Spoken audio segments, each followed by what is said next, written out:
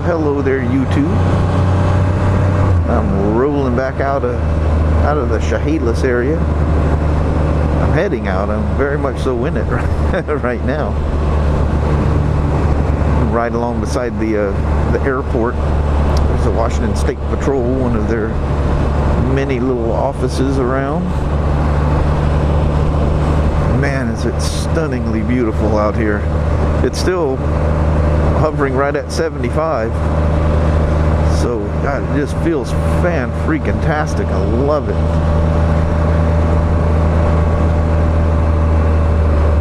So I got my wasp spray and hornet and wasp spray, they call it, and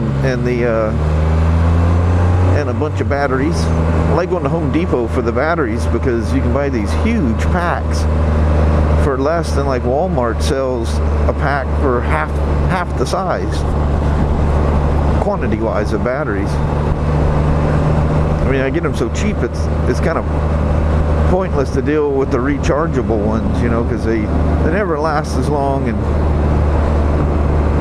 you know, the hassle of keeping track of them. Those are usually good to have like at work and just have the little wall chargers sitting there, and for flashlights and stuff you just swap them out as you go along. But anyway, I still don't do that. I have a bunch of them at home, and I got like a little jet kit box or something. I keep a bunch of double and triple A's in, and I just swap them and throw them away as I go. I'm sure that's not very green friendly, but there you have it. And what do? First thing, get stuck at a light. This is kind of a well-beaten path with you guys. I always seem to, when it's a nice day and I need to come this way, I take a bike and vlog, so I inadvertently end up taking you guys to the same places a lot. And now that what are you doing, old man? What in the hell are you doing? Holy crap. I thought I was going to drive off into that slough. That was scary, wasn't it? Man, it looked like he was going to go straight off.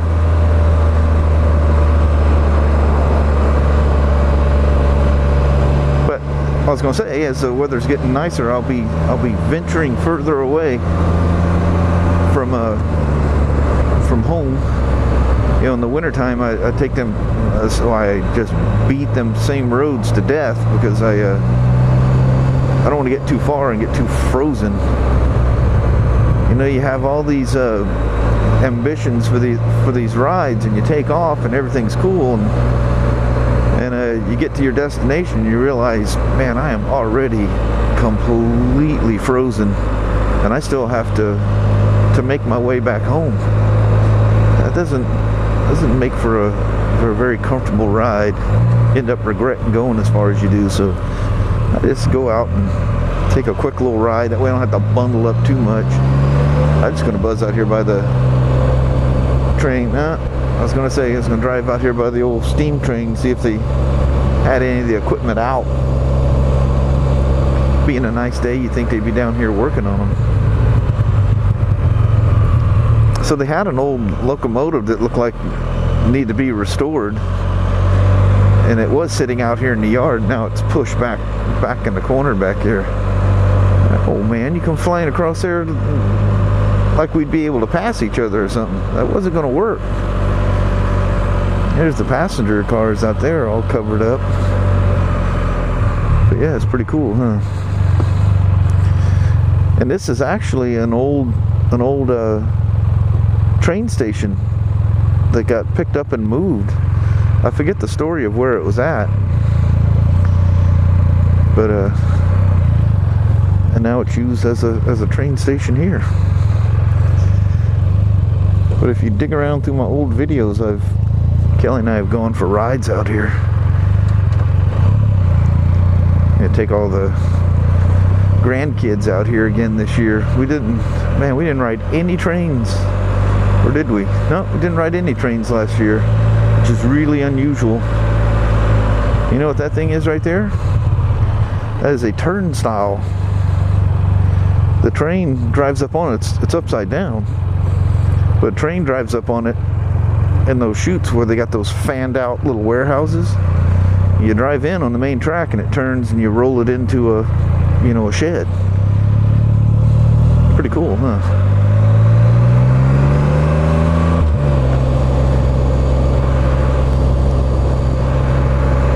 Still need to go through that Veterans Museum. I guess that thing's, for its size, is really nice. And I love that stuff. I can't believe I haven't gone into that thing yet.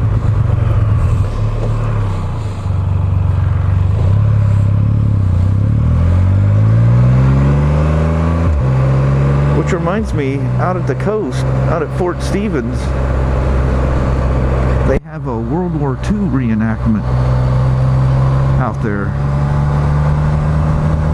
And it's really cool. All kinds of cool equipment. They fire off some old World War II guns and some old cannons and really cool stuff. Man, I need to check on that because I want to, oh Lord, I think it was actually this month. Because it's usually raining, cold and drizzly, but this has been a really, really weird winter, and most of the spring, it was like the first day of spring, it rained. We were all like, okay, come on now. It teases with all this nice weather, and then the first day of spring comes along and it rains, which is normal for around here, but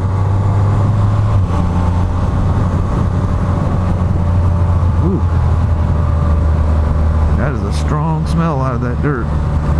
There's a lot of manure in that. So I never decided if that was like a business at some... I don't think it was just a regular house, wasn't it? Sure is weird, all these houses built up on these cinder blocks like they are. It's kind of unsightly looking, really. But the way they're all done the same, I've got to wonder if it wasn't something that the the state or government or something paid for or subsidized or something. I should do some research on that, eh? See what the holy heck. So I was thinking about something on this thing. My battery wasn't dead, but I vlogged so much coming down here. I thought, well, I don't have to worry about being in trip and having to deal with that. So I just went ahead and swapped it while I was back there at the Home Depot. But I was thinking about this thing as I got on it. You get on it and you put your feet flat on the ground like you're on a regular bike, You can't hardly put your feet down on a regular Spyder. I guess you can on an RS, but still it's kind of tall. This thing, you can just put your feet flat on the ground, almost like you're holding up a low-rider bike of some sort. But thinking about the F3, I would literally just ride this thing around just for shits and giggles. The RT, I take it out because it's fun and I haven't ridden it in a while, and I go, I just want to take the RT out. Or anything that I'm going to go any kind of distance, or Kelly and I are going, because there is no question that she lives in extreme comfort back there. It's really comfortable for her to ride on. But the F3 is more like, it kind of reminds me, it's like the Sportster of Spyders. It's like a Goof-off bike. I mean, we'll run down to the store and grab something. Something you would just jump on and go for a little jaunt in the back roads with your Sportster. You would do on the F3. It's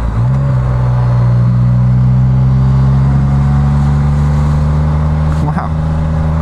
She was very, very pretty.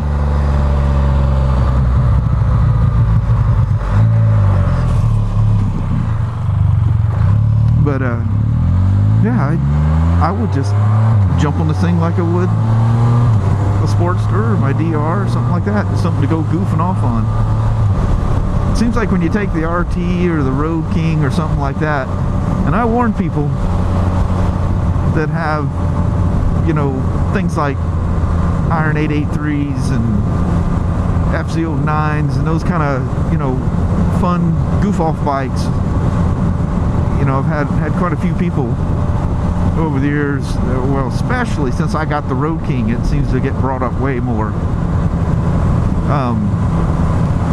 Talk about, oh, I'm going to get me a Road King, or I'm going to get a, you know, some kind of a touring Harley, whether it be a street glide, road glide, something of that nature. I just need that comfort. Well, yeah, you got that comfort, but for just general goofing off on, that is not, it's like it's an event to take a bike like that out. My Venture is the same way. I wouldn't just take the Venture out just to go for a quick little ride, ever. You know, I have, and I do the same thing with the Road King, but it's really rare. It's because I haven't ridden it in a while. But that's a big, heavy bike. That's just, you know, it's just a boat anchor. And, you know, if you had a long commute to work, they're perfect for that. Somewhere you spend a lot of time on the open highway, but for jostling around town and just general goofing off, go ride with your buddies and, you know, just goofing off, that is not a fun bike for that. When you try to do that with it too much, you realize, wow, this is a huge bike. If I get into the point where I start riding the Road King too much, you know, like I'll take it out for a few rides and I just want to get on that little Sportster. And I get the same kind of a thing when I ride the Spyder RT around too much. It's just like, wow, you know, this is like rearranging the shop to get the bike out kind of a thing, you know. You gotta have a wide berth to get this out. The Road King's the same way. You just can't scooch it in next to a bike and just, you know, slip it out and go for a quick ride. You know, you gotta like part the seas and drag that big old bastard out. It won't fit through a man door or anything like that. You have to, you know, you have to make room to get this thing in and out. And it's big and unwieldy, you know, moving it around the shop. Don't get me wrong, I love the Road King. Absolutely love it. But you need to have a little, whether it be a sport bike or a Sportster or something like that, you need to have a little goof-off bike. You need to have a fun bike. Like that little 883 is just tremendously fun. And so would, you know, I think that little FZ09 would absolutely be a ball. It's small, it's spunky, it's fun, it's not, I mean, it's a good looking bike. It's not, you know, too hideous like a lot of the Japanese bikes are getting here lately. It's just like they're losing their way or something. You guys probably cracking up with this mirror thing, aren't you? Like that old Smokey's done lost his damn mind for sure. He's done reverted to staring at himself with mirrors. I don't know if you can even, I'm sure you can see that when I'm doing that. But, anyway, my roundabout way of getting to the point here is this F3. It's like this morning I got up and first thing that came across my mind is, what excuse do I have to go somewhere? I wasn't really in the mood to take a trip anywhere, like to the coast or anything like that. I just want to goof off. I got things I need to do around the house and stuff like that anyway. So I was keeping it close. I mean, Chehalis isn't overly close. If you know, go straight down the freeway, it's, I don't know, 25 miles, something like that. And you can do it in about that same amount of time, but when you take the back roads, it adds a bunch of time, and a whole bunch of time, and a few extra miles. Nothing overly huge. Oh, look at that out there with their horsey. Wow. I mean, people literally stop what they're doing to watch this thing go by. I need to get a very dark tinted shield I don't know why that. I think my dad did that or something. When we'd go looking at new cars, he'd always wear his work clothes and drive his work car. Because back in the day, before all the EPA stuff kicked in, you didn't drive your family car to work because the acids and stuff that was in the air, you know, would just eat the paint right off of them. And oh, look at that! He's got himself a bug out vehicle. Not that I'm into that ridiculous thing, but I think they are cool though. Boy, a lot of people spend a lot of money on that stuff. I couldn't imagine being worried. There's something, if you can see that in the background, I don't know if you can see it. It was white and it's big, and that's all I'm gonna say. I talked about something I'm gonna do, and that's it. That will reveal itself in due time. I need some reliable warm weather for that though. That's going to take me a long time to do. God almighty, is it gorgeous out here. Man, in 70, well I was saying 73 now.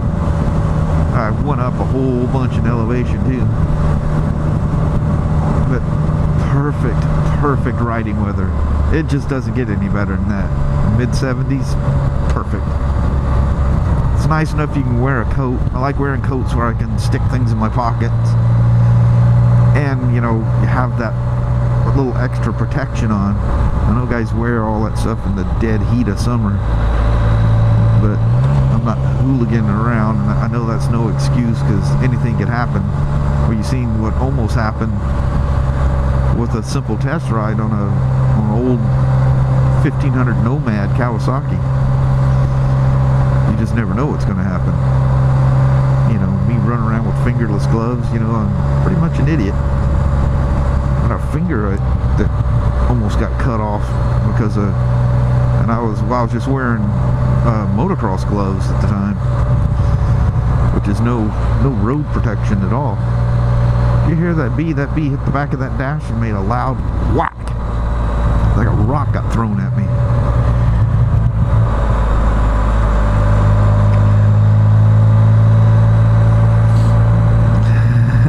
Everybody sees this thing from a mile away. It's crazy. But I would absolutely ride this thing.